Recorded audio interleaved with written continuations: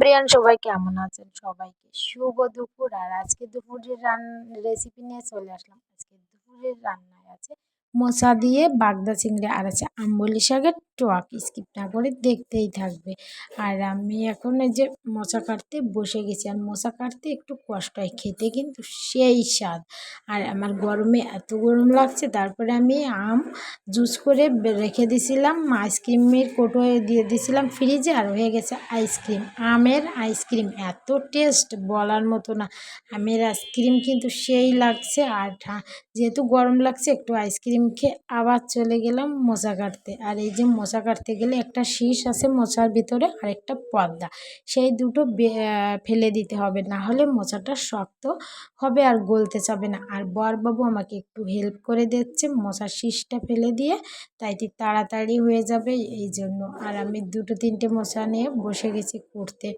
আর এই যে এখনও মাছ কাটা হয়নি, এর জন্য সব কিছু মশাগুলো কুটে আমি মাছগুলো কেটে নেব।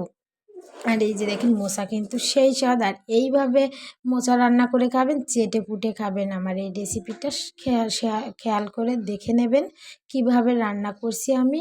অবশ্যই অতটা ভালো রান্না করতে পারি না তো, কিন্তু মোচাটা খেতে কিন্তু সেই স্বাদ লাগছে আর কি। আর এই হচ্ছে বাগদা চিংড়িগুলো নিয়ে আমি আর বাটে নিচ্ছি ধনে আর জিরে আর গরম মশলা, পেঁয়াজ, রসুন, আদা বাটা একসাথে বেটে নিলাম।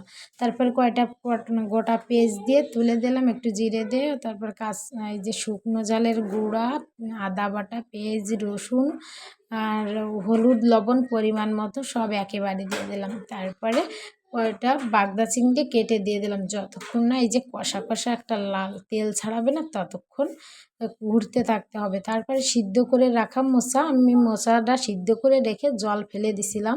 তারপরে এইবার সিদ্ধ করা মোচা ভাপানো, সেই মোচাটা তুলে দেবো। ভালো করে নাড়ায় চাড়াইয়ে একটু কষিয়ে নেব। যেহেতু মোচাটা সুন্দর করে কষায় না নিলে কিন্তু ভালো লাগবে না। এই যে আমি কষায় নেওয়ার পরে, যেহেতু আমি মোচাটা হালকা ঝোল দিয়ে রান্না করব, সেই জন্য আমি অনেকক্ষণ ধরে কষায় নিয়েছি। মোচাটা কষানোর পরে একটু জল দিয়ে দেব মোচাতে, হালকা অল্প পরিমাণ মতো জল দেব, যেহেতু বেশি ঝোল আবার ভালো লাগে না।